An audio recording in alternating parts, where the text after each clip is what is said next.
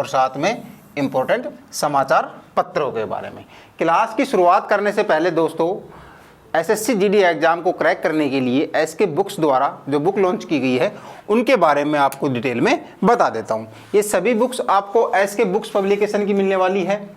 First की बात करें तो ये एसएससी जीडी कांस्टेबल के लिए स्पेशल गाइड तैयार की गई है। ये गाइड है, इसके अंदर क्या क्या मैटर मिलने वाला है वो मैं आपको डिटेल में बता देता हूँ।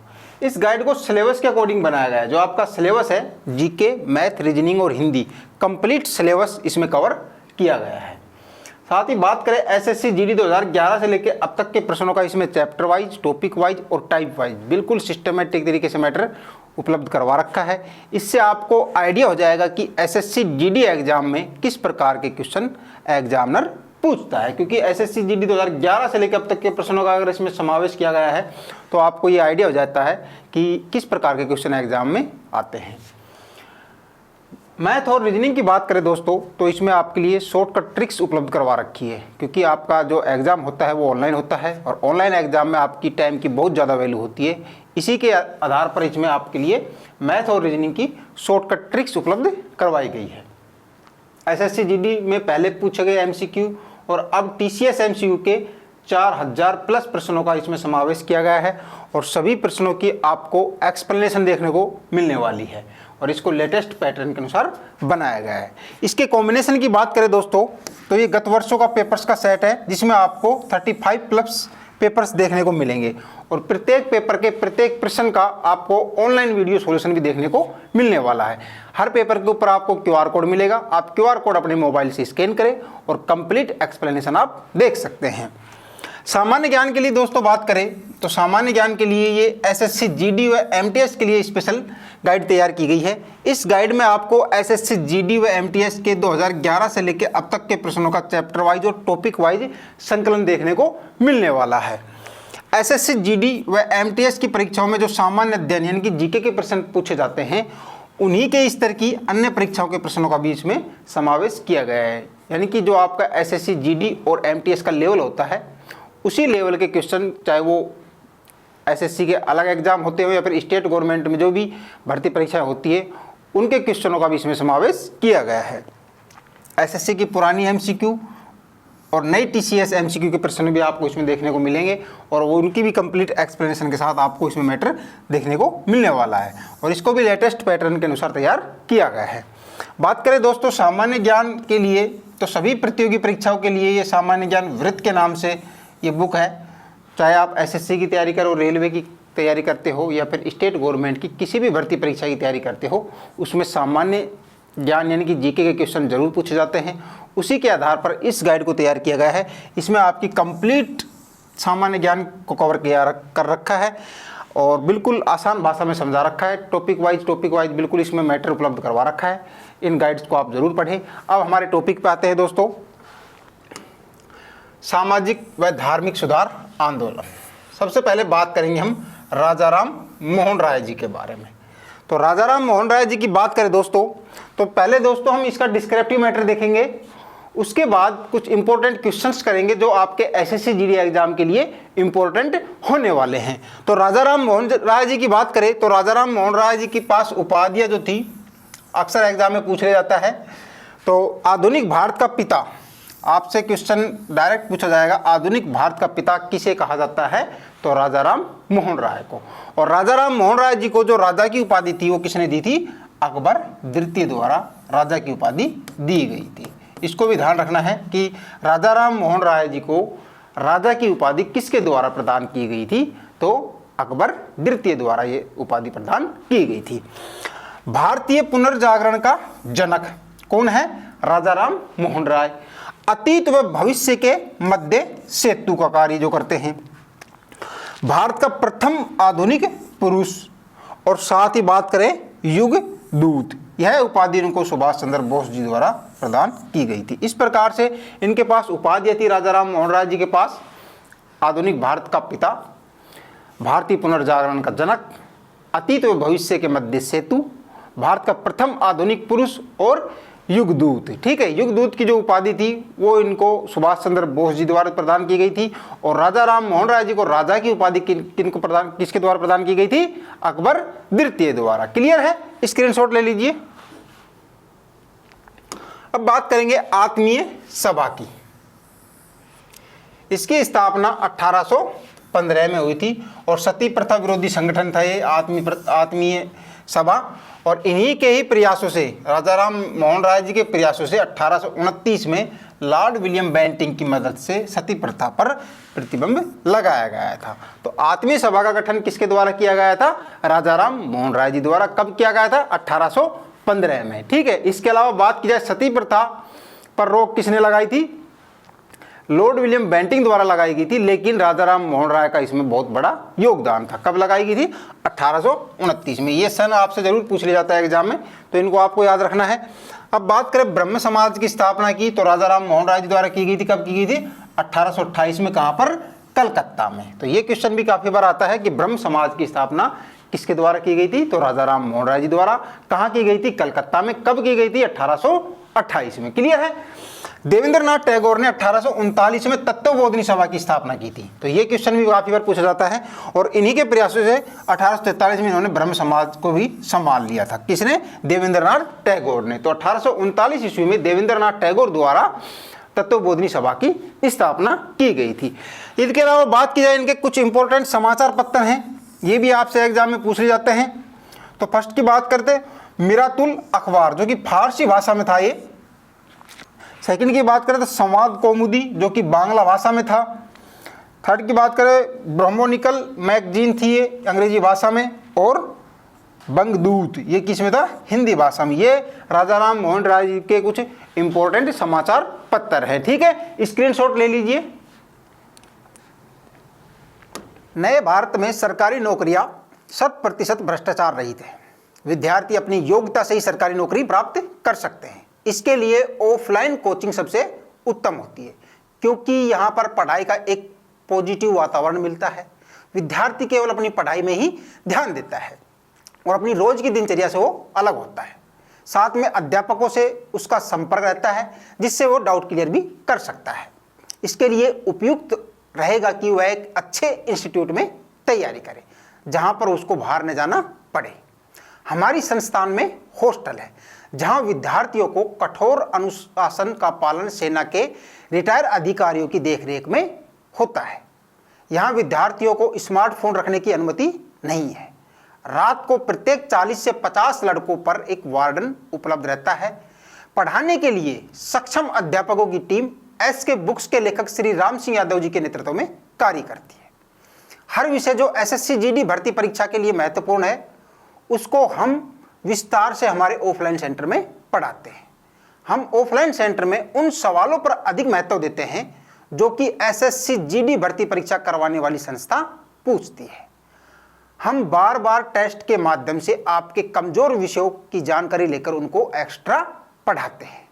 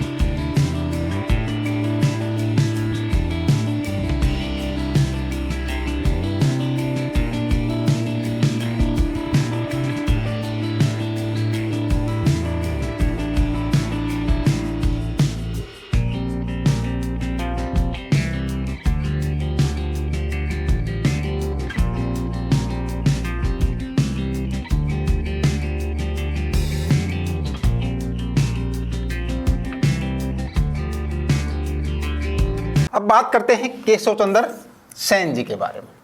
तो भारतीय ब्रह्म समाज की स्थापना किसके द्वारा की गई थी? केशव चंद्र सेन जी द्वारा 1866 ईस्वी में की गई थी। ब्रह्म समाज की स्थापना राजा राम मोहन राय जी द्वारा की गई थी और भारतीय ब्रह्म समाज की स्थापना केशव चंद्र सेन जी द्वारा 1866 ईस्वी में की गई थी। तो इसमें आपको कंफ्यूज नहीं होना है, ठीक है। 1872 में केशव चंद्र सेन के प्रयासों से नेटिव मैरिज एक्ट पारित हुआ और उसमें विवाह की जो न्यूनतम आयु थी वो लड़की के लिए 14 वर्ष और लड़के के लिए 18 वर्ष तय की गई थी, ठीक है। तो 1872 ईस्वी में केशव चंद्र सेन जी के प्रयासों से कौन सा एक्ट पारित हुआ था? नेटिव मैरिज एक्ट, ठीक है। इसमें विवाह के लिए न्यूनतम आयु जो लड़कियों के लिए थी वो 14 वर्ष और लड़कों के लिए 18 वर्ष निर्धारित की गई थी। संगठन की बात करें तो मैत्री सेना और इंडियन रिफॉर्म एसोसिएशन ये इनके प्रमुख संगठन थे। अब बात करेंगे हम वेद समाज की, तो वेद समाज की स्थापना कब हुई थी? 1864 ईस्वी में। और किसके प्रयासों से? केशव चंद्र सेन जी के प्रयासों से। केशव चंद्र सेन जी के प्रयासों से 1864 ईस्वी में वेद समाज की स्थापना की थी और इसे ही दक्षिण भारत का ब्रह्म समाज भी कहा जाता है। किसे? वेद समाज को दक्षिण भारत का ब्रह्म समाज कहा जाता है। इसके संस्थापक कौन थे? धरलू नायडू और विश्वनाथ मुदालियर, ये जो वेद समाज था इसके संस्थापक थे, परंतु केशव चंद्र सेन के प्रयासों से इसकी स्थापना की गई थी 1864 में, जिसको दक्षिण भारत का ब्रह्म समाज भी कहा जाता है, ठीक है। आगे बात करेंगे प्रार्थना समाज की, तो इसकी स्थापना कब हुई थी? 1867 ईस्वी में। स्थापना की बात करें तो केशव चंद्र सेन के प्रयासों से महाराष्ट्र में इसकी स्थापना की गई थी और इसके संस्थापक कौन थे? जस्टिस महादेव गोविंद रानाडे, आत्माराम पांडुरंग और आरजी भंडारकर जो थे ये प्रार्थना समाज के संस्थापक थे, परंतु इसमें जो सबसे बड़ा योगदान था वो केशव चंद्र सेन जी का था। तो प्रार्थना समाज की स्थापना 1867 में कहाँ हुई थी? महाराष्ट्र में हुई थी, ठीक है। इसके अलावा बात की जाए महादेव गोविंद रानाडे की, तो इनके पास उपाधि थी महाराष्ट्र का सुकरात। ये भी पूछ लिया जाता है कि महाराष्ट्र का सुकरात किसे कहा जाता है? तो महादेव गोविंद रानाडे को, ठीक है। आगे बात करेंगे स्वामी दयानंद सरस्वती जी की, तो इनका जन्म कहाँ हुआ था? मोरबी गुजरात में हुआ था और इनके बचपन का नाम क्या था? मूल शंकर। ये क्वेश्चन भी काफी बार पूछा गया है कि स्वामी दयानंद सरस्वती का जन्म कहाँ हुआ था, तो मोरबी भी ऑप्शन में आता है, तो आपका राइट आंसर रहेगा मोरबी, ठीक है। अगर गुजरात आता है तो गुजरात, अगर स्टेट की बात करें तो गुजरात आता है तो गुजरात का नाम, और इंडिविजुअल दे देते मोरबी तो मोरबी आपका राइट आंसर होगा। और इनके बचपन का नाम क्या था? मूल शंकर। और इन्हें क्या कहा जाता था? हिंदू लूथर के नाम से भी जाना जाता था। किनको? स्वामी दयानंद सरस्वती जी को। पुस्तक जो इनकी बहुत फेमस थी सत्यार्थ प्रकाश, ये भी काफी बार एग्जाम में पूछी गई है, जो कि 1874 में इनके द्वारा लिखी गई थी और संस्कृत भाषा में ये, ठीक है, इसको याद रखना है।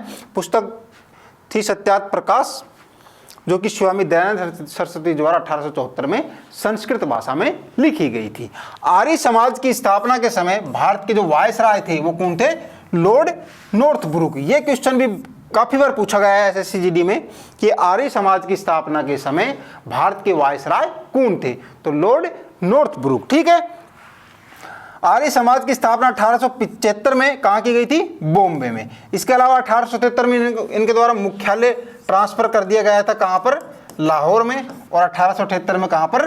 दिल्ली में, ठीक है। तो इनको याद रखना, सबसे पहले आर्य समाज की स्थापना 1875 में बॉम्बे में की गई थी, उसके बाद 1877 ईस्वी में इसका मुख्यालय लाहौर कर दिया गया और 1878 में दिल्ली में, ठीक है। इनके द्वारा बहुत ही फेमस नारा था वेदों की ओर लौटो, ठीक है। तो ये क्वेश्चन भी काफी बार पूछा गया है, वेदों की ओर लौटो किसका प्रमुख नारा है? तो किसका है? स्वामी दयानंद सरस्वती जी का। इन्होंने सौराष्ट्र, सौधर्म, सौभाषा व स्वदेशी पर बल दिया था। किन्होंने? स्वामी दयानंद सरस्वती जी ने, ठीक है। आगे बात करेंगे शुद्धि आंदोलन। शुद्धि आंदोलन आर्य समाज द्वारा ही चलाया गया था। आर्य समाज ने अंतरजातीय विवाह का क्या किया था? समर्थन किया था। किसने? आर्य समाज ने, जो अंतरजातीय विवाह होते थे उसका ये समर्थन कर रहे थे, ठीक है। वेलेंटाडन शिरोल, इनकी जो बुक थी बहुत फेमस, इंडियन अर्नेस्ट। इस बुक में इन्होंने आर्य समाज को भारतीय अशांति का जनक कहा था। किसने? वेलेंटाडन शिरोल ने। उनकी जो बुक थी फेमस इंडियन अर्नेस्ट, इस बुक में इनके द्वारा भारतीय जो आर्य समाज था उसको भारतीय अशांति का जनक कहा था। एग्जाम में डायरेक्ट क्वेश्चन पूछा जा सकता है, भारतीय अशांति का जनक आर्य समाज को किसके द्वारा कहा गया था? तो किसके द्वारा कहा गया था? वेलिंगटन शिरोल के द्वारा। ठीक है, इन्होंने बाल गंगाधर तिलक को भी भारतीय शांति का जनक कहा था। किनको? बाल गंगाधर तिलक जी को। और आर्य समाज के जो कार्यकर्ता थे वो मुख्य रूप से बात की जाए अजमेर की तो चांदकरण शारदा, हरविलास शारदा, ये प्रमुख आर्य समाज के कार्यकर्ता थे। ठीक है, और हरविलास शारदा जी के प्रयासों से ही बाल विवाह अवरोध अधिनियम 1929 में पारित हुआ था, जिसे शारदा एक्ट के नाम से भी जाना जाता है। काफी बार एग्जाम में पूछा गया क्वेश्चन है, शारदा एक्ट किस वर्ष पारित हुआ था? तो 1929 ईस्वी में। किसके प्रयासों से? हरविलास शारदा जी के प्रयासों से। और इस एक्ट में जो लड़की की आयु थी विवाह के लिए वो 14 वर्ष और लड़की की आयु 18 वर्ष निर्धारित की गई थी। क्लियर है यहां तक? स्क्रीनशॉट ले लीजिए। आगे बात करेंगे स्वामी विवेकानंद जी की। तो इनका मूल नाम क्या था? नरेंद्रनाथ दत्त था। यह भी काफी बार पूछ लिया जाता है। तो मूल नाम क्या था इनका स्वामी विवेकानंद जी का? नरेंद्रनाथ दत्त। इनके गुरु थे, गुरु का क्वेश्चन भी काफी बार आता है, रामकृष्ण परमहंस स्वामी विवेकानंद जी के गुरु थे। 1893 में जो शिकागो विश्व धर्म सम्मेलन हुआ था उसमें स्वामी विवेकानंद ने भाग लिया था तथा भारतीय संस्कृति का इनके द्वारा प्रचार प्रसार किया गया था। तो एग्जाम में क्वेश्चन पूछा जा सकता है कि शिकागो विश्व धर्म सम्मेलन में भारत की तरफ से किसने प्रतिनिधित्व किया था? तो स्वामी विवेकानंद जी ने। कब? 1893 ईस्वी में। ये नोट आपको जरूर याद रखना कि शिकागो सम्मेलन में सम्मिलित होने से पूर्व ये खेतड़ी झुंझुनू जो कि राजस्थान में पड़ता है ये, ठीक है, के राजा थे अजीत सिंह के यहाँ आए थे और अजीत सिंह ने ही इन्हें विवेकानंद नाम तथा पगड़ी पहनने का सुझाव दिया था। ठीक है, तो जब ये शिकागो सम्मेलन में जा रहे थे भारत का प्रतिनिधित्व करने के लिए, उससे पहले ये खेतड़ी झुंझुनू डिस्ट्रिक्ट में पड़ता है, वहाँ पर आए थे राजस्थान में। राजा थे वहाँ के अजीत सिंह और वहाँ पर आने के बाद में वहाँ के राजा द्वारा इनको विवेकानंद नाम के लिए सुझाव दिया गया था और साथ में पगड़ी पहनने का भी सुझाव दिया गया था। 1896 में बात की जाए तो न्यूयॉर्क में वेदांत समाज की स्थापना की गई इनके द्वारा। 1897 में वेल्लूर में रामकृष्ण मिशन की स्थापना की तथा इसका प्रमुख मार्गरेट नोबेल भगिनी निवेदिता को बनाया गया। तो इनको भी याद रखना, 1896 ईस्वी में न्यूयॉर्क में वेदांत समाज की स्थापना किसके द्वारा की गई थी? स्वामी विवेकानंद जी द्वारा। इसके अलावा 1897 ईस्वी की बात की जाए तो वेल्लोर में रामकृष्ण मिशन या रामकृष्ण परमहंस की स्थापना किसके द्वारा की गई थी? स्वामी विवेकानंद जी के द्वारा। ठीक है, आगे बात करेंगे समाचार पत्रों की। इनके इंपॉर्टेंट समाचार पत्र हैं प्रबुद्ध भारत जो कि अंग्रेजी भाषा में था, उद्बोधन बांग्ला भाषा में था। और इनकी कुछ इंपॉर्टेंट पुस्तकें जो हैं ज्ञान योग, कर्म योग, राजयोग, मैं समाजवादी हूं एवं lectures from Colombo to Almora. ये बहुत ही इंपॉर्टेंट बुक्स हैं, इनको आपको अच्छे से याद रखना है। ज्ञान योग, कर्म योग, राजयोग, मैं समाजवादी हूं एवं lectures from Colombo to Almora. किसकी बुकें हैं? स्वामी विवेकानंद जी की। ठीक है, स्वामी विवेकानंद को सुभाष चंद्र बोस ने भारतीय राष्ट्रीय आंदोलन का आध्यात्मिक पिता कहा है।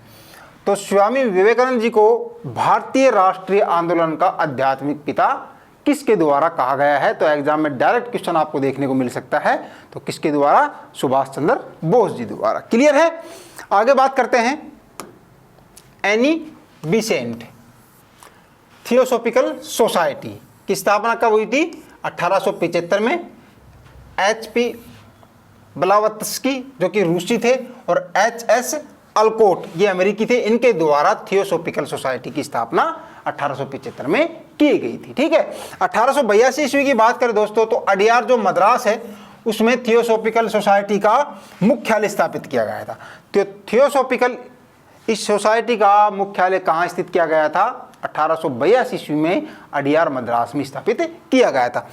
1893 ईस्वी में एनी बेसेंट थियोसॉफिकल सोसाइटी के सदस्य के रूप में आयरलैंड से भारत आई थी। ठीक है, इसके अलावा बात की जाए 1898 ईस्वी की तो एनी बेसेंट ने सेंट्रल हिंदू कॉलेज की स्थापना की और बनारस में की। कहाँ करके? बनारस में सेंट्रल हिंदू कॉलेज जो कि 1916 ईस्वी में BHU बनारस हिंदू विश्वविद्यालय के नाम से बदल गया था। तो सेंट्रल हिंदू कॉलेज की स्थापना किसके द्वारा की गई थी? एनी बेसेंट द्वारा। कब की गई थी? 1998 ईस्वी में। इसके बाद 18 वर्ष बाद ये 1916 ईस्वी में ये जो सेंट्रल हिंदू कॉलेज था इसका नाम परिवर्तन कर करके क्या कर दिया था, बनारस हिंदू विश्वविद्यालय। ठीक है।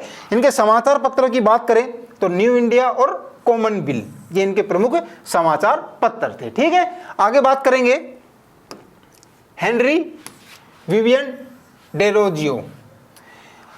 यंग बंगाल आंदोलन का नेतृत्व किसके द्वारा किया गया था, हेनरी विवियन डेरोजियो द्वारा। ठीक है। और यह है आंग्ला भारतीय, जो कि इनके पिता पुर्तगाली थे और माता भारतीय थी, इसलिए आंग्ला भारतीय थे, और जो कलकत्ता के हिंदू कॉलेज में प्रोफेसर पद पर कार्यरत थे। इन्हें भारत का प्रथम राष्ट्रवादी कवि कहा जाता है।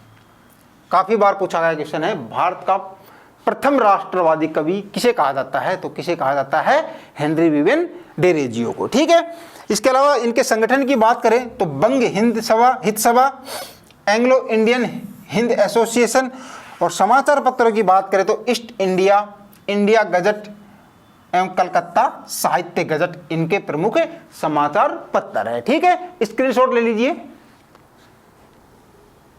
आगे बात करेंगे ज्योतिबा फुले की, तो इनका संगठन का नाम क्या था, सत्यशोधक समाज, जिसकी स्थापना 1873 ईस्वी में की गई थी। पुस्तक थी इनकी गुलामगिरी, और इनकी पत्नी कौन थी, सावित्रीबाई फुले। ठीक है।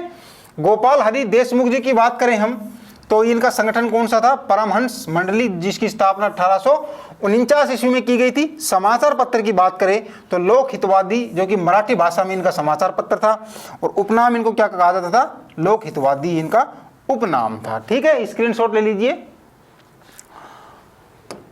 आगे बात करेंगे मुस्लिम धर्म सुधार आंदोलन की। अलीगढ़ आंदोलन की बात करें तो कब हुआ था ये, 1875 ईस्वी में। इसके प्रवर्तक कौन थे, सर सैयद अहमद खां। किसके, अलीगढ़ आंदोलन की शुरुआत 1875 में हुई थी, और इसका जो प्रवर्तक माने जाते हैं वो किसे माना जाता है, सर सैयद अहमद खां को। ठीक है। और इन्होंने मुस्लिमों के आधुनिकरण पर बल दिया था, किसने, सर सैयद अहमद खान ने।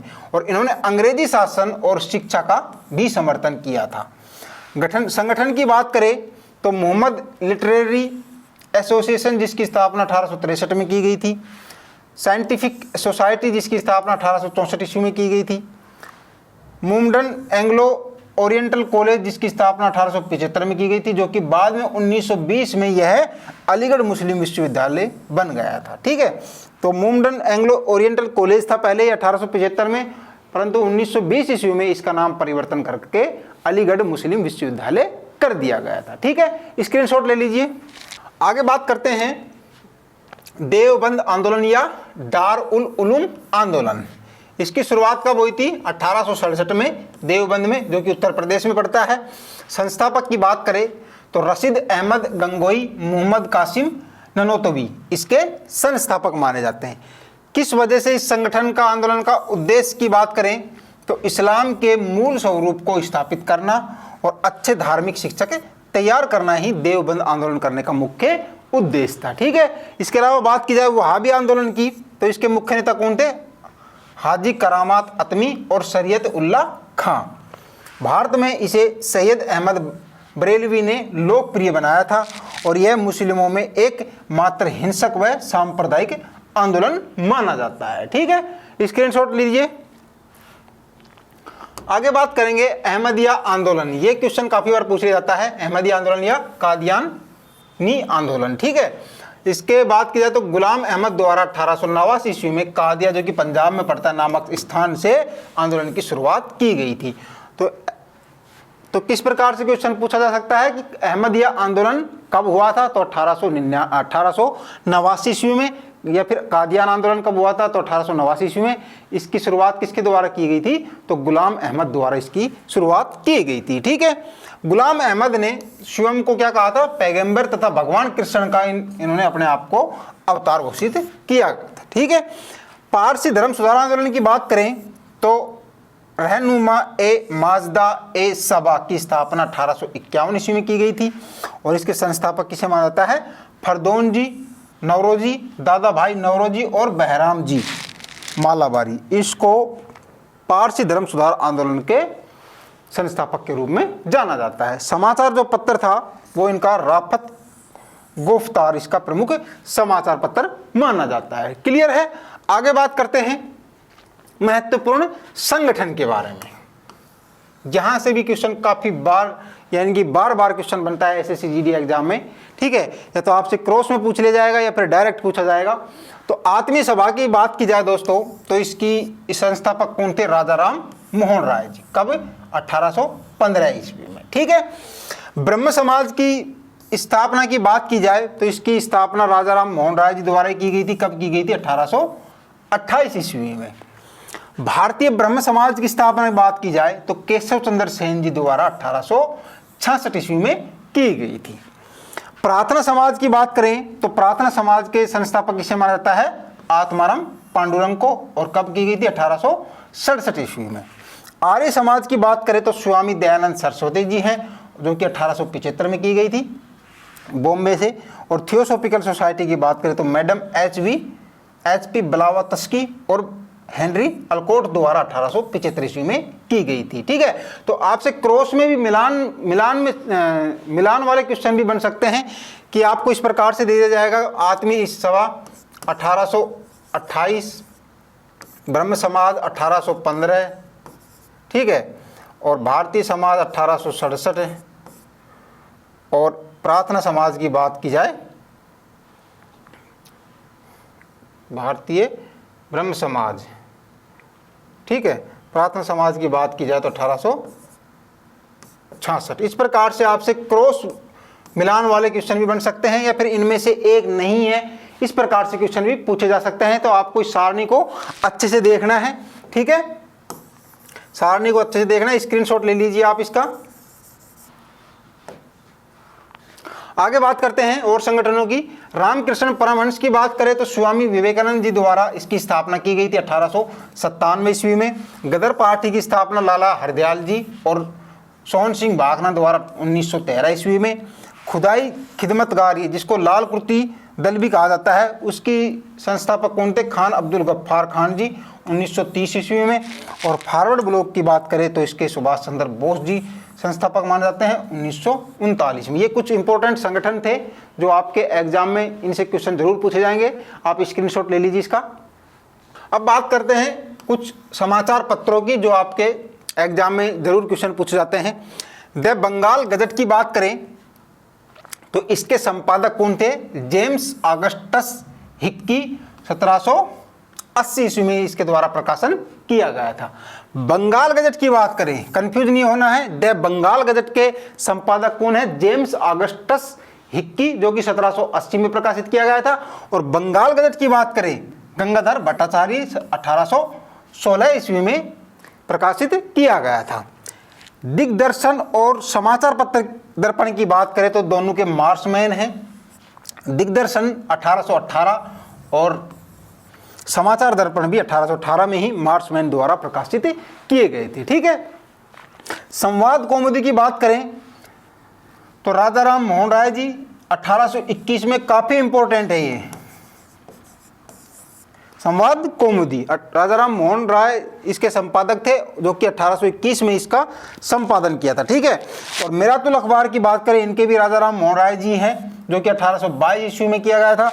और बॉम्बे समाचार पत्र की बात करें हम तो फरनुदी मर्जबान, जो कि 1822 ईस्वी में किया गया था। ठीक है, स्क्रीनशॉट ले लीजिए। आगे बात करते हैं उदंत मार्तंड, ये भी इंपॉर्टेंट है। जुगल किशोर इसके संपादक हैं, 1826 ईस्वी में इसका प्रकाशन किया गया था। बंगदत्त की बात करें तो द्वारकानाथ टैगोर जी हैं 1830 में। ठीक है। इंडियन मिरर की बात करें हम तो देवेंद्रनाथ टैगोर और मनमोहन घोष जी द्वारा प्रकाशित किया गया था, जो कि 1861 ईस्वी में। इसके अलावा बंग दर्शन की बात करें तो बंकिम चंद्र भट्ट जी द्वारा किया गया था 1873 ईस्वी में। मराठा और केसरी दोनों जो थे वो बंगाल के बाल गंगाधर तिलक जी द्वारा 1881 ईस्वी में। और इंडिया की बात करें तो दादा भाई नौरोजी द्वारा 1881 में। ये कुछ इंपॉर्टेंट समाचार पत्र और इनके संपादक और इसका प्रकाशित होने का वर्ष था। इसको आप स्क्रीनशॉट ले लीजिए, जरूर आपको एसएससी जीडी एग्जाम में क्वेश्चन देखने को मिलेगा। ठीक है। तो दोस्तों एसएससी जीडी एग्जाम के लिए कुछ इंपॉर्टेंट क्वेश्चन देखते हैं। फर्स्ट की बात करें तो ब्रह्म समाज का सिद्धांत किस पर आधारित है? ए है एकेश्वरवाद पर, बी है आदित्यवाद पर, सी है मूर्ति पूजा पर और डी है बहुदेववाद पर। तो ब्रह्म समाज का जो सिद्धांत है वो एकेश्वरवाद सिद्धांत पर आधारित है और वो बहुदेववाद का समर्थन नहीं करते हैं। ठीक है, तो ऑप्शन ए आपका इसमें राइट आंसर होगा।